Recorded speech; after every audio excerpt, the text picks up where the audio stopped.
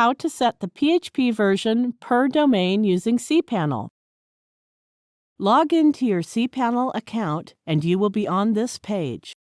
Scroll down to the Software section and click Multi-PHP Manager. Here you can see the list of different domains along with their PHP versions. Now click the checkbox to select that domain for which you want to set the PHP version. Click to open the drop-down list of PHP versions and select the appropriate version.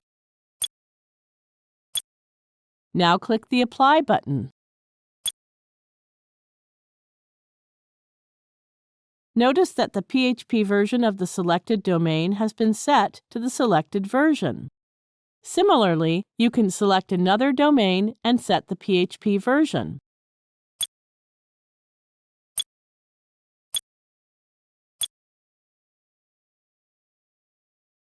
Notice that the selected PHP version has applied to the domain. Now both the domains are using different versions.